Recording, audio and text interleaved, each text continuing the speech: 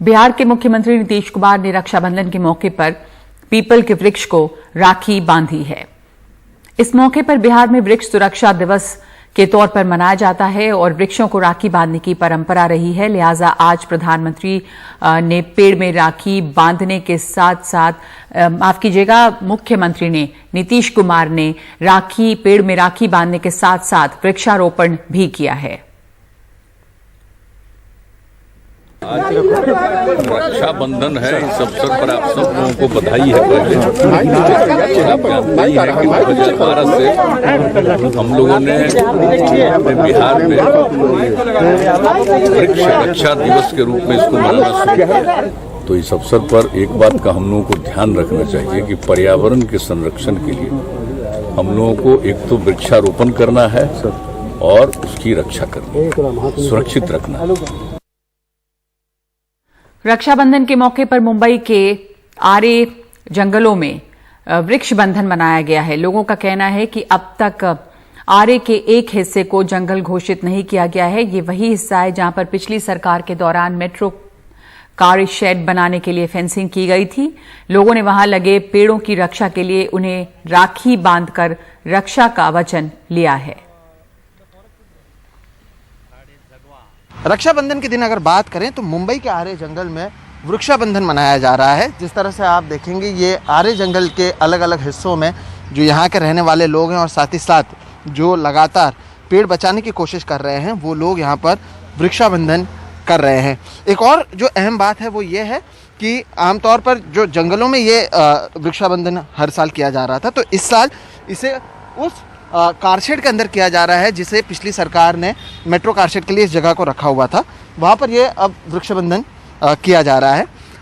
क्यों यहाँ पर किया जा रहा है ये हम आपको समझाने की कोशिश करेंगे। मनीषा जी, आपसे पूछना चाहेंगे कि आप लोग आमतौर पर उस तरफ जंगल में भी कर सकते थे, खुले इलाकों में कर सकते थे, लेकिन ये बैरिकेड जहाँ पर लगे हुए हैं उसके अंदर आकर आप पेड़ बचाने की बात क्यों कर रहे हैं? क्योंकि आप देख रहे हो ये जगह पहले मतलब आरे कारशेड दूसरी जगह पे लेके जाने की बात कर रहे हैं, लेकिन अभी 2-3 साल बाद हो गए हैं, लेकिन तभी भी ये जो बैरिकेड्स हैं वो अभी तक निकाले नहीं जा रहे हैं। और ये पेड़ पे जो क्रॉसेस हैं वो क्यों लगाए गए हैं कि ये पेड़ कटने वाला है, ये हमें डर है। ये जो आप कह रहे हैं, ये जो येलो वाला क्रॉस है वो वाला, तो हमें ये डर लगा है कि ये पेड़ कट ना जाए, इसके लिए हमें इसको राखी बांध के इसका वृक्षाबंधन कर रहे हैं। बिल्कुल।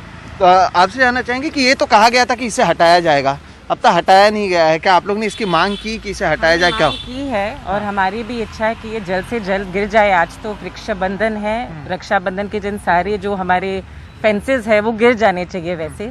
तो इसी को मानते हुए हम चाहते हैं कि आज सरकार भी थोड़ा देखे और इस जगह को प्रोटेक्शन भी दिया जाए, क्योंकि अभी फ़िलहाल सिर्फ थोड़ी जगह आरे में को प्रोटेक्शन दिया गया है। और हम चाहते हैं कि अगर पूरे जंगल को, आरे जंगल को प्रोटेक्शन दिया जाए, ये फेंस गिर जाए, तो फिर सभी को ऐसे लगेगा कि नहीं, हम सभी की मांगे पूरी भी हो रही हैं और सिर्फ बातें नहीं की जा रही है। बिल्कुल, सिर्फ बातें नहीं की जा रही हैं। दरअसल आरे में जब जंगल की घोषणा की गई थी तब 800 एकड़ इलाके को जंगल घोषित किया गया था। ये जो आप पूरा घना जंगल यहाँ पर देख रहे हैं, इसे अब तक जंगल घोषित नहीं किया गया है। तो लोगों की मांग है कि एक तो इसे भी जंगल घोषित किया जाए और साथ ही साथ जब यहाँ पर मेट्रो कारशेड नहीं बन रहा है तो इस तरह के फेंसेस, इस तरह के बैरिकेडिंग क्यों की गई है। और इसी की मांग करते हुए जहाँ पर पहले कारशेड बनने वाला था वहाँ पर अब वृक्षाबंधन मनाया जा रहा है। मुंबई से कैमरा पर्सन राजेंद्र दयालकर के साथ सोहित मिश्रा, NDTV इंडिया।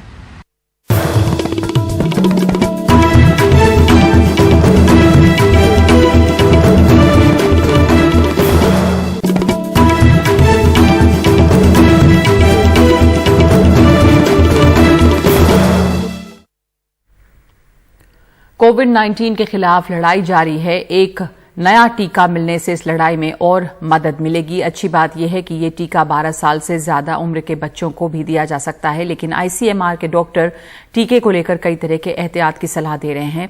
मेहर पांडे की रिपोर्ट।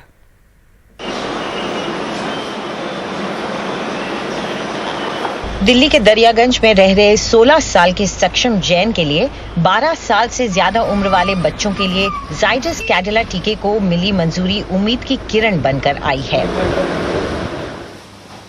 कोविड महामारी के आने से पहले सक्षम अपने स्कूल की क्रिकेट टीम में बल्लेबाजी करते थे। अब उनके दिन जूम क्लास करते हुए गुजरते हैं। how badly do you want to go back to school? Very badly. Right. मतलब एक बार बस वापस स्कूल नॉर्मल लाइफ चालू करनी है, स्कूल जाना।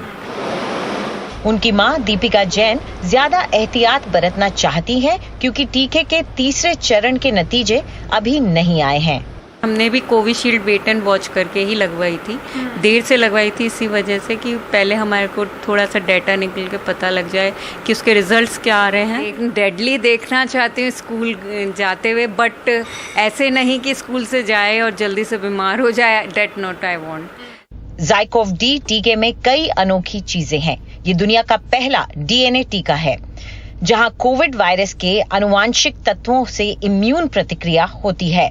भारत में 12 साल की उम्र से बड़े बच्चों के लिए मंजूरी पाने वाला पहला टीका है। ये टीका बिना सुई लगाए दिया जा सकता है।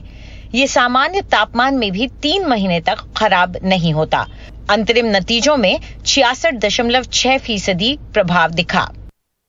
फिर भी आईसीएमआर के प्रमुख एपिडेमोलॉजिस्ट ने नए टीके के बारे में सावधानी बरतने को कहा है। उन्होंने कहा कि बच्चों को जाइडस कैडिला टीका देने से पहले उसे सेहतमंद नौजवानों को देना चाहिए। अभी इसके बारे में पता नहीं है।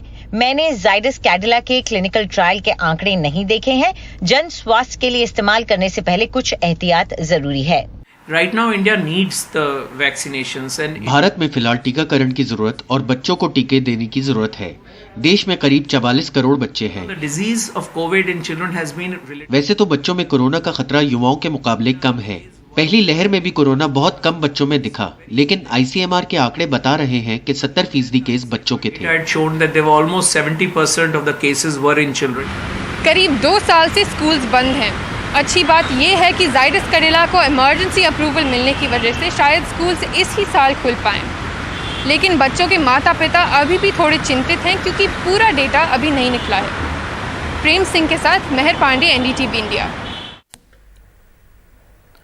और महाराष्ट्र की आंगनवाड़ी सेविकाएं अब सरकार के दिए गए मोबाइल फोन वापस लौटा रही हैं। 2019 में मिले इस फोन की खराब क्वालिटी के साथ ही जिस एप्लीकेशन का इस्तेमाल करना है वो सही से काम नहीं करता, यानी फोन दिए जाने के बावजूद आंगनवाड़ी सेविकाएं बिना फोन के ही काम करने को मजबूर हैं, इसलिए वो इन फोन्स को वापस लौटा रही हैं।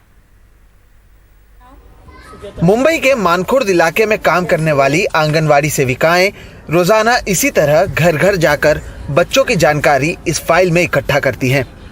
केंद्र सरकार ने इन्हें 2019 में फोन दिए थे जिसमें ऐप के जरिए ये जानकारी भरी जानी थी, लेकिन फोन की क्वालिटी भी खराब है और पोषण ट्रैकर ऐप अंग्रेजी में है, इसलिए अधिकांश लोग इसका इस्तेमाल ही नहीं कर पा रहे हैं। अब जब पोषण ट्रैकर ऐप जब इधर मतलब उन्होंने किया पोषण ट्रैकर, तो वो सब पूरा टोटली इंग्लिश में था। तो जब सेविका सब 10th पास है, कोई 12वीं, कोई ग्रेजुएशन, लेकिन जो 10th पास है उनको तो इंग्लिश का नहीं आता है क्योंकि उनको समझ में नहीं आता इंग्लिश में कैसा भरने का। बेनिफिशियरी नेम भर सकते, लेकिन जो पूरा डेटा है वो तो नहीं वो लोग भर सकते ना इंग्लिश में का।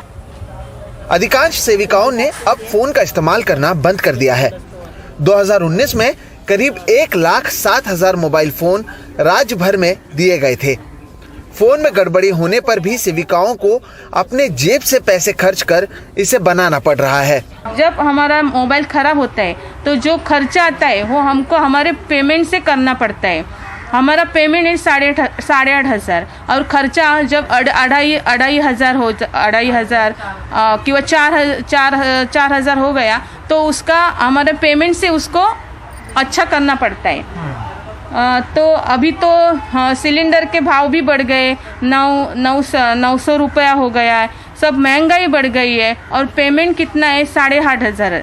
उस पर हमको कभी कभी रजिस्टर का खर्चा लगता है, कभी कभी ज़्यादा जेरोक्स निकालने पड़ते हैं और ये मोबाइल का रिचार्ज करना पड़ता है। ये सब हमारे पेमेंट से नहीं होता है। अब राज्य के कई हिस्सों में मोबाइल फोन को प्रदर्शन कर वापस लौटाया जा रहा है। आंगनवाड़ी कर्मचारी संगठन से जुड़ी शुभा अमीम का कहना है कि अब जब तक नए फोन नहीं दिए जाते हैं तब तक फोन के जरिए काम नहीं किया जाएगा। अभी हमारी मांग ये है कि लेटेस्ट वर्जन जो भी होगा जिसमें सारे ऐप्स जो ये ICDS के काम के लिए ज़रूरी है वो सारे ऐप्स जो है वो जिसमें समा सकते हैं, जिसमें अच्छे से फास्ट काम हो सकता है, क्योंकि 12-12 घंटे बैठ के वो मोबाइल लेके बैठने का इनके पास टाइम नहीं है।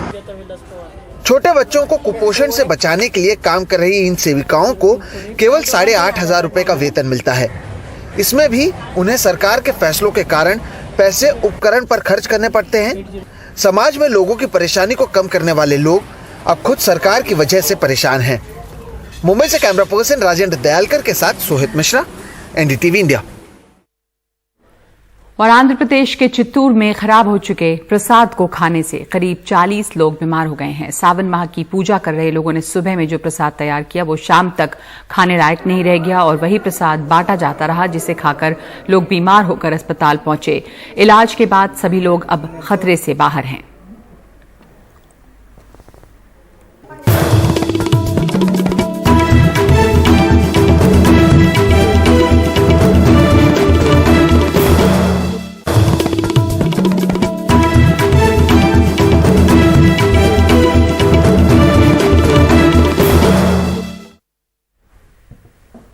दिल्ली पुलिस में चतुर्थ श्रेणी के कर्मचारी की 7 साल की बेटी को एक ऐसी बीमारी है कि इस इलाज के लिए हर साल 2.5 करोड़ रुपए चाहिए। इलाज के लिए पैसे नहीं हैं, इसलिए बीमार बच्ची के घर वाले सभी से मदद की अपील कर रहे हैं। लाखों करोड़ों बच्चों में किसी एक को जो बीमारी होती है वो बीमारी 7 साल की माही को है। इस बीमारी का नाम है MPS IVA एंजाइम डिसऑर्डर। माही का इलाज एम्स में चल रहा है और डॉक्टरों के मुताबिक उसके इलाज में हर साल 2 करोड़ 43 लाख रुपए का खर्चा आएगा। माही के पिता मदद की गुहार लगा रहे हैं। इस बीमारी में आने वाला खर्च 2 करोड़ 43 लाख रुपए पर वर्ष है, जिसका मैं 10% भी नहीं उठा सकता। और मैं आप सभी लोगों से अपील करता हूं कि मेरी मदद करें, थोड़ी थोड़ी सी, कुछ गवर्नमेंट मेरी मदद करे, कुछ आप लोग मेरी मदद करो, जिसका मैं और मेरा परिवार जिंदगी भर आभारी रहेंगे, जिससे मेरी बेटी का जीवन जो है सुखी और भरा हो सके और उसको विदेश से दवाई मिल सके। धन्यवाद। माही अभी दूसरी क्लास में पढ़ती है। डॉक्टरों के मुताबिक बीमारी में मरीज के शरीर की हड्डियों का विकास बंद हो जाता है और शरीर की ग्रोथ भी धीरे धीरे कम होने लगती है और फिर हड्डी गलने से जान जाने का खतरा रहता है। सुशील अपनी 2 बेटियों और पत्नी के साथ दिल्ली के सरस्वती विहार पुलिस कॉलोनी में रहते हैं। उनकी तनख्वाह महज 27,000 रुपए है, पर माही के इलाज में अब तक 10 लाख रुपए का निजी लोन ले चुके हैं। माही के इलाज में हर साल करीब 2 करोड़ 43 लाख रुपए खर्चा आएगा। जो दवा माही के इलाज के लिए चाहिए वो केवल ब्राजील, अमेरिका, ऑस्ट्रेलिया और चीन में मिलती है। अगर आप चाहें तो माही की मदद कर सकते हैं। उसके पिता के इस बैंक अकाउंट के जरिए माही ने भी प्रधानमंत्री से इलाज के लिए अपील की है। मेरा नाम माही है, मैं 7 साल की हूँ और मेरी हाइट नहीं बढ़ती। क्या आप मेरी हेल्प करोगे? मैं ना बड़ी होकर डॉक्टर बनना चाहती हूँ। आप मुझे दवाई दिला दो कि प्लीज। माही के पिता दिल्ली पुलिस कमिश्नर से भी मिले। कमिश्नर ने भी मदद का आश्वासन दिया है। नई दिल्ली से मुकेश सिंह, एनडीटीवी इंडिया। और दक्षिण भारत के केरल का सबसे प्रसिद्ध त्योहार ओणम पर कोरोना का साया साफ तौर पे दिखाई दिया। कारोबारियों के पास इस बार काम बहुत कम है और बाजार में मंदी है। देश के दूसरे हिस्सों से हर साल आने वाले केरल के लोग भी इस बार बेहद कम आए हैं। तिरुवनंतपुरम में वर्णम केटरर्स ओणम साद्या बनाने की तैयारी कर रहे हैं। इस त्योहार के दौरान अमूमन उन्हें दम मारने की फुर्सत नहीं होती है और 1000 लोगों तक का खाना तैयार करने के ऑर्डर मिलते हैं, लेकिन इस बार 50 से भी कम लोगों के लिए खाने के ऑर्डर आए हैं। बहुत से केटरर्स ने अपना कारोबार ही छोड़ दिया है। कोरोना के कारण हमें बुरे दिन देखने पड़ रहे हैं। पहले यहाँ 40 लोग काम करते थे, अब बस 5 रह गए हैं। लोग ऑटो चालक, पेंटिंग जैसे दूसरे पेशों में नौकरियां ढूंढ रहे हैं। राजा महाबली की वापसी के जश्न में मनाए जाने वाले केरल के सालाना त्योहार में इस बार वो रौनक नहीं है। सरकारी जश्न रद्द कर दिए गए हैं क्योंकि राज्य में कोविड के मामलों में इजाफा होता रहा है। पिछले महीने देश के कुल कोविड के मामलों में से आधे केरल से आए थे। कोविड के कारण धूमधाम से तो जश्न नहीं मन सकता, लेकिन हम सरकारी नियमों का पालन करते हुए बहुत सादा ढंग से त्योहार मनाएंगे। इस साल विदेश और देश के दूसरे हिस्सों में रहने वाले केरलवासी भी अपने परिवार वालों के साथ ओणम मनाने नहीं आ रहे हैं। राज्य में बहुत सख्त नियम लागू हैं कि कौन और कितने लोग दुकानों या पूजा स्थलों में जा सकते हैं। तिरुवनंतपुरम से एसपी बाबू के साथ उमा सुधील की रिपोर्ट, एनडीटीवी इंडिया।